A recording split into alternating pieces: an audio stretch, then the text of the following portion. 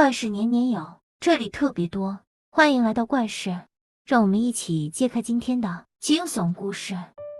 迷影山，那座被当地人视为禁地的山脉，矗立在浓雾之中。小琪和他的父亲林建国站在山脚下，抬头望向那片高耸入云的绿色海洋。今天是他们的亲子活动日，林建国希望通过这次的爬山活动来加深他们的关系。这山看起来挺美的，真的有那么可怕吗？小琪好奇地问道。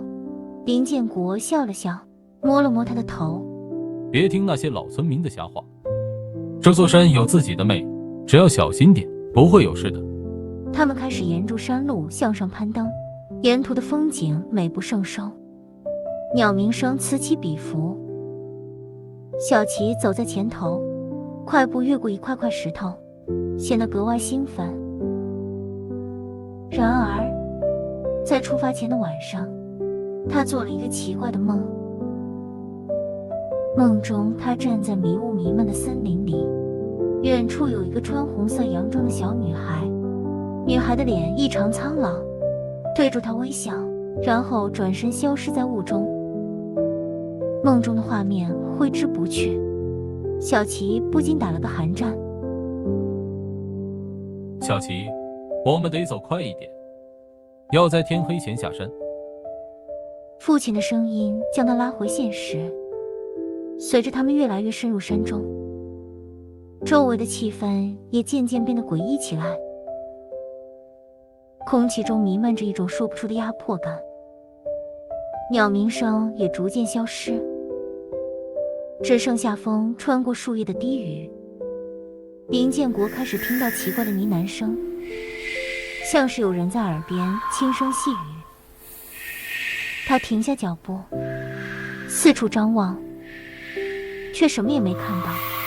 爸，你听到什么了吗？小琪敏感地察觉到父亲的异样。没什么，我想只是风声吧。林建国勉强笑了笑，但内心的不安却越来越强烈。在一处险峻的悬崖边，他们决定停下休息。小琪无意间看到挂在树枝上的红色洋装，心中一惊，这跟梦中那个女孩穿的衣服好像。爸，那是什么？小琪指着洋装，声音颤抖。林建国顺着他的手指看去，眉头紧锁，伸手想要取下洋装，但小琪猛地抓住他的手腕。别碰它，我有种不祥的预感。林建国看出小琪惊恐的眼神，最终放下了手。好，我们还是继续走吧。浓雾开始笼罩整个山道，能见度变得越来越低。林建国感到有些迷路，他们走过的路似乎不再熟悉，四周变得像一个巨大的迷宫。我们是不是迷路了？小琪的声音充满了担忧。没事，只是雾太浓了，我们小心点，应该能找到回去的路。林建国试图安慰他，但内心的不安却在不断增强。他们继续前行，但每一步都彷佛走在未知的深渊边缘。突然，前方出现了一块古老的石碑，上面刻着一些模糊不清的文字。这是什么？林建国走进石碑，仔细查看。就在这时，一声尖锐的笑声划破了寂静，从四面八方传来。林建国猛地转身，发现小琪不见了。小吉，小吉！他疯狂地四处寻找，呼喊他的名字，但回应他的只有回音和浓雾。恐惧如潮水般涌上心头。林建国的手心出了一层冷汗。他意识到，迷影山的传说并非虚构，而小琪正深陷其中。他握紧拳头，决心要找到女儿，无论付出什么代价。小琪的意识似乎在浓雾中漂浮，他感到一阵眩晕，眼前的景象逐渐变得清晰起来。他躺在一张古老的木床上，房间的墙壁上挂住几张兽皮，散发出一股浓重的原始气息。窗外的阳光透过树叶的缝隙洒进来，给房间带来了一丝温暖。小琪微微抬起头，四周环顾，她发现这间房子简陋而朴实，与现代建筑迥然不同。正当她试图理清思绪时，门外传来了敲门声。门被轻轻推开，一个穿着红色民族服饰的女孩走了进来。她大约13、14岁，脸上挂着淡淡的微笑，让人感到安心。你还好吗？女孩温柔地问道。小琪点了点头，还没来得及开口，女孩已经走到桌边，拿起一个陶瓷杯，倒了一杯茶递给她。喝点茶会让你舒服些。女孩温柔地说。小琪接过茶杯，感到一阵温暖从指尖传来，她小心翼翼地啜饮一口，茶水的清香在口中蔓延，暂时驱散了心中的不安。我会赢下这场圣女选拔，为了我的父母。女孩的声音中带着坚定与自信，但话未说完，小琪忽然感到一阵眩晕，眼前的景象变得模糊起来。在意识不清中，小琪听到女孩小声说了一句：“抱歉。”画面一转，小琪睁开双眼，发现自己身处在一片吵杂的环境中。她感到有人扶着她，转头一看，是一个中年妇女。她的面容与小琪早逝的母亲惊人的相似。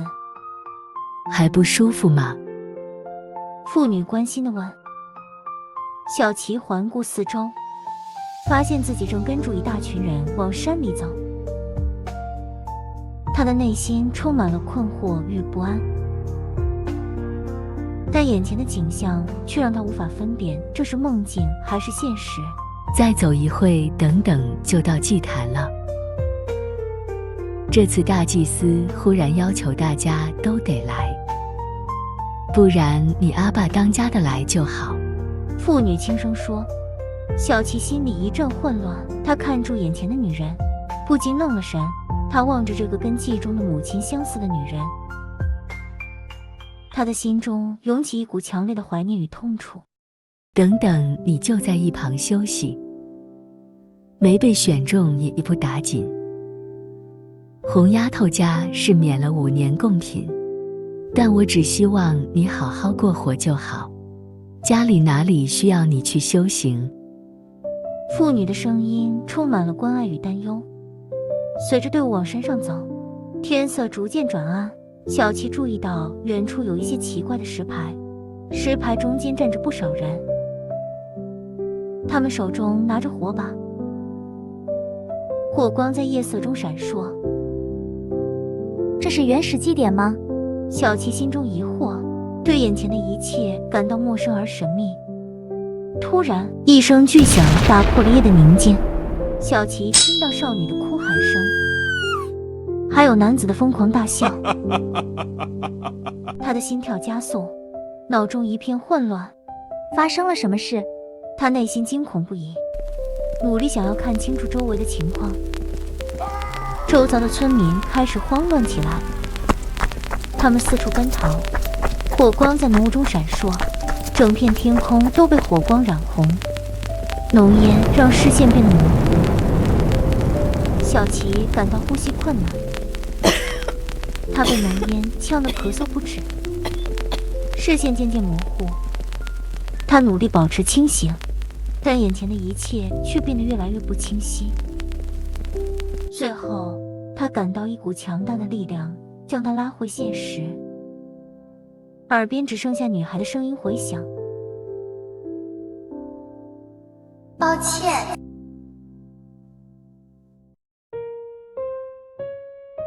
小琪的意识在黑暗中挣扎，他猛地睁开双眼，发现自己仍然身处迷影山中，周围的雾气如鬼魅般缠绕，森冷的空气让他不寒而栗。他的心跳急促，脑海中充斥着刚才那段奇异的经历。这是梦境还是现实？他无法分辨，只感到无比的恐惧和困惑。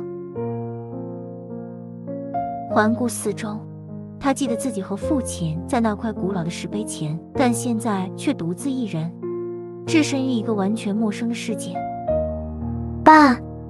小琪试探性地喊了一声，但只有他自己的回声在雾中回荡，声音在空气中显得格外凄凉。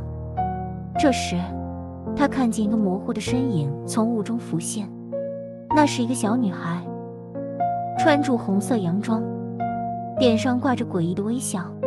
女孩轻轻挥手示意小琪跟随她。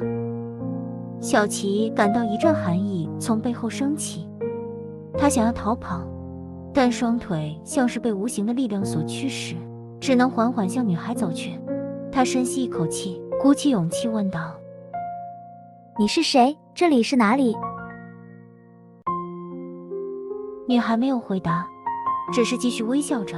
小琪别无选择，只能继续跟随她。他们来到一个奇怪的水洞，周遭围绕着淡淡雾气。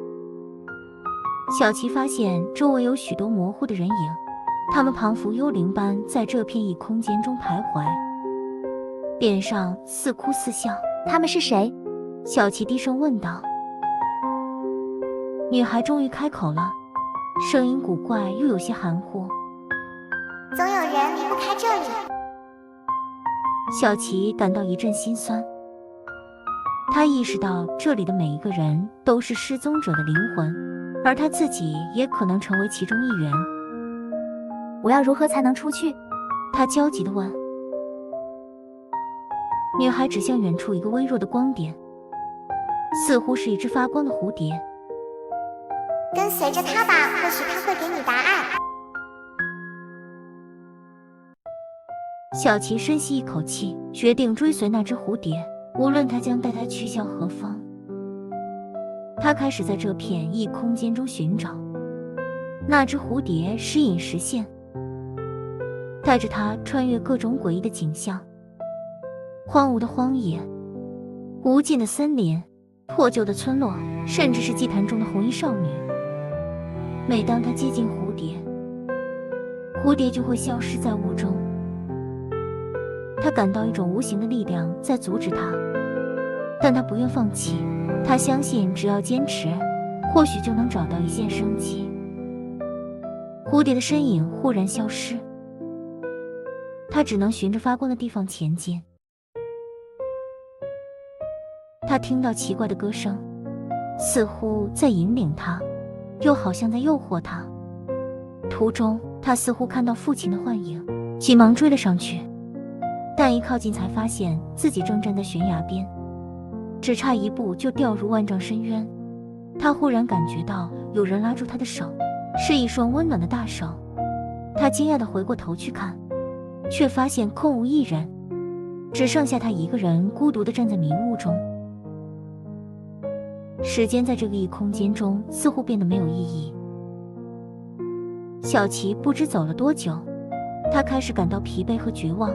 就在他几乎要放弃的时候，那只蝴蝶再次出现在他眼前。他停在一个石碑前。终于找到了。小琪快步走向石碑，然而当他走向前去，才发现那里没有蝴蝶，只有一张奇怪的面具。红衣女孩再度现身。面具能隐藏悲伤，而你将不会是你。女孩的声音中透着悲伤和无奈。你将会是我，而我无法成为你。小琪怔住了，他似乎明白了什么。他低声问：那我父亲呢？他也在这里吗？他在另一个空间，你留他走。女孩的眼神充满了遗憾，又似乎在期待什么。小琪的内心挣扎着，但他知道他不能让父亲永远困在这里。他深吸一口气，点了点头。好，只要他能安全回去。他将手伸向面具，瞬间感到一股强大的力量将他拉入石碑中。在最后一刻，他看到了父亲的身影，爸爸，心中充满了对他的爱和不舍。而后，林建国回到了现实世界，但他失去了对这段经历的记忆，唯一留下的只是一种模糊的熟悉感和一张旧照片。照片上是一个穿红色洋装的少女，孤单地站在迷雾森林里。迷影山依然隐藏着它的诅咒和秘密，等待着下一个踏入其中的有缘人。本影片根据台湾著名都市传说《红衣小女孩》进行改编，讲述了一段惊悚而感人的故事。红衣小女孩的故事背景是在1998年，在台湾台中市北屯区大坑风景区，有人拍到了一段令人毛骨悚然的灵异影片。在影片中，一个家族在登山郊游时，用录影机捕捉到一个身穿红色童装但面容苍老的女孩。这段影片在当时引发了巨大的社会回响。有人认为红衣小女孩是寻找替身的厉鬼，也有人说她是山魅，也有人尝试用比较科学的方式去解释这件事。总之说法众说纷纭，也没有个定论。在本故事中，16岁的高中女生小琪和父亲前往迷影山探险，却遭遇神秘的红衣小女孩和古老的诅咒。虽然遇到灵异现象可能比较难说有什么正确做法，不过在爬山这件事上，一定要在出发前做好行前准备，携带保暖衣物雨具。急流异天气预报是大家都会注意到的，但千万要衡量自身的体力，不行就撤，山还是在那里，下次再来就好。还有爬山记得带零食饮料，像是巧克力、香蕉什么的，至少害怕我是说疲累的时候，可以快速补充一点热量。本期影片就到这里啦，欢迎来到怪事，这里是专门分享恐怖、悬疑、灵异、神鬼和未知事件的频道。如果你喜欢这类内容，记得点赞分享并订阅我的频道，这对我来说就是最大的支持了。你对本期故事有什么看法？下方留言告诉我吧。下次我会讲述3篇惊悚的灵异体验，我们下期见，拜。